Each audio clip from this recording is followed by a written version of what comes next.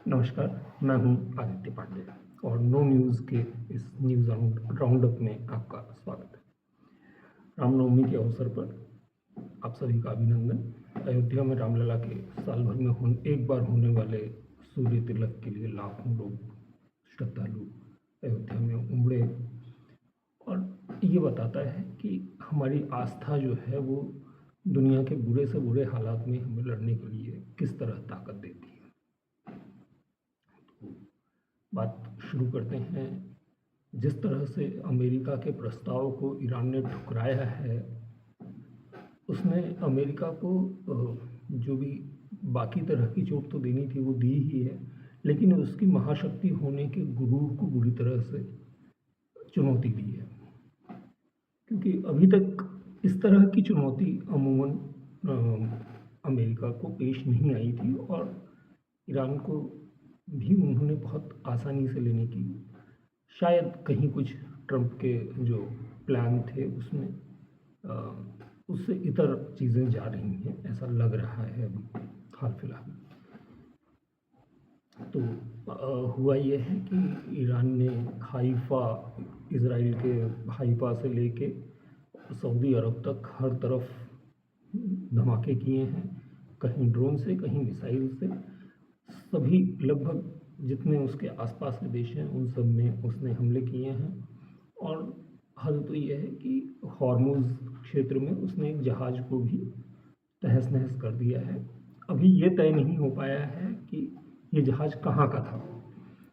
कुछ खबरों में बताया जा रहा है कि इस पर पाकिस्तानी झंडा था, कुछ में इसे थाईलैंड का बताया जा रहा है। दरअसल ये एक पूरा खेल होता है। जिस तरह से आपकी हमारी एक नागरिकता होती है, राष्ट्रीयता होती है, वैसे जहाज़ की भी एक राष्ट्रीयता होती है।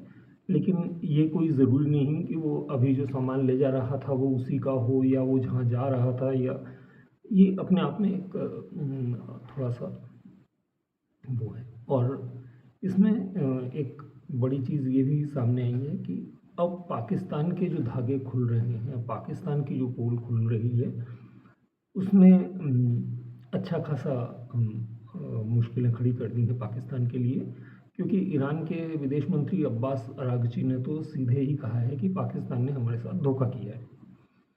और बात सही भी है कि वो जिस तरह से दोनों पक्षों को बहलाने की कोशिश कर रहा था, तो उसमें ये चीज़ कभी ना कभी खुलनी ही थी। पर ये जहाज़ वाले मामले में भी एक नई बात सामने आई है कि ईरान ने भरोसा करके जिन 5 देशों को जहाज़ों को छूट दी थी हॉर्मुज़ से बिना किसी मुश्किल के निकलने की, उसमें पाकिस्तान भी था। भारत, पाकिस्तान, रूस, चीन और इस तरह से 5 जो देशों की उसने सूची दी थी, तो पाकिस्तान ने इस चीज़ का भी फ़ायदा उठाया और कुछ जहाज़ों को जो उसने निकलवाया है, उसका तेल सीधे अमेरिका गया। यानी इसमें भी उसने ईरान के साथ धोखा किया है। तो जो अरागची हैं, कम से कम वो तो बुरी तरह से नाराज़ हैं पाकिस्तान से, और यूएई तो नाराज़ है ही, जिस पर ईरान हमला कर रहा है, जिस सऊदी के साथ में पाकिस्तान की दोस्ती थी, जिसके लिए ये समझौता किया गया था कि यदि पाकिस्तान पर हमला होगा तो सऊदी अरब साथ देगा, और सऊदी अरब पर हमला होगा तो पाकिस्तान उसे अपने पे हमला मानेगा। लेकिन जो पाकिस्तान ने किया है, उसकी सारी चीज़ें अब धीरे धीरे खुल रही हैं। तो यदि ये चीज़ें आगे बढ़ती हैं तो पाकिस्तान के लिए जो मुश्किलें हैं वो काफ़ी ज़्यादा हो सकती हैं। वैसे आज एक और बड़ी बात थी कि पाकिस्तान ने इज़राइल को धमकाया है।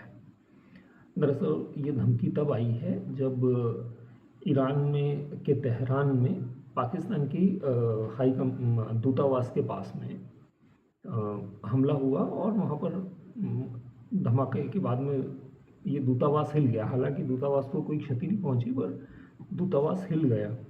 तो पाकिस्तान ने कहा है कि आप हमें कतर मत समझ लीजिएगा, हम पाकिस्तान हैं और हम बुरी तरह पलटवार कर सकते हैं। तो पाकिस्तान ने जो बयान दिया है उसमें भी उसने कतर को भी लपेट लिया है कि हमें कतर मत समझिएगा। तो ये सारी जो चीज़ें हैं ये एक अलग दिशा में जा रही हैं। कम से कम पाकिस्तान के लिए मुश्किलें बढ़ सकती हैं। अरागची ने आज यूनाइटेड नेशंस के मानवाधिकार परिषद में भी बोला और उन्होंने सीधे सवाल उठाया कि जो देश अमेरिका और इजराइल जैसे देश कहते हैं कि हमारे पास में सबसे ज़्यादा उन्नत तकनीक है, ये तो माना नहीं जा सकता कि उन्होंने एक स्कूल पर ऐसा हमला कर दिया कि सैकड़ों बच्चे मारे गए। यानी ये युद्ध अपराध है और यदि युद्ध अपराध है तो इसे पूरी दुनिया को उस तरह से देखना चाहिए। तो अरागची ने इस तरह की बातें आज यूनाइटेड नेशंस के फोरम पर की हैं।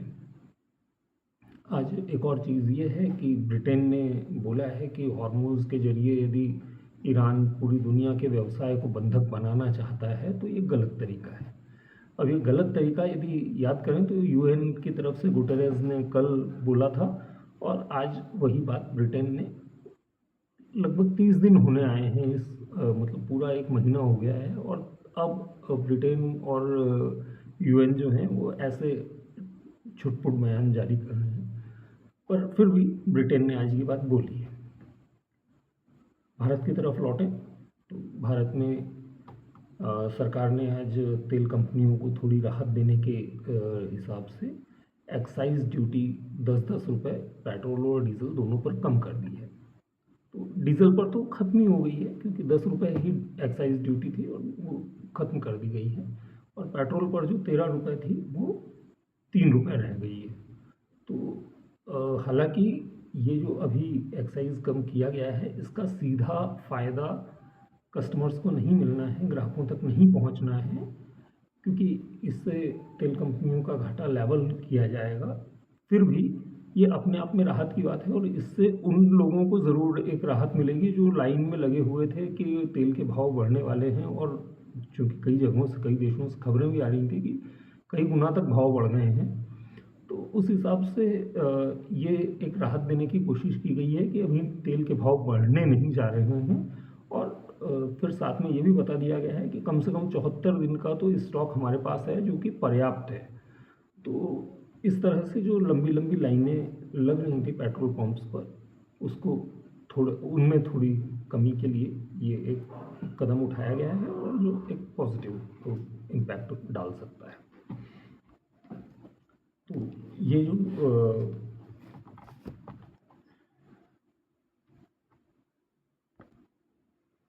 हमारे पड़ोसी देश नेपाल में नई सरकार बन गई है।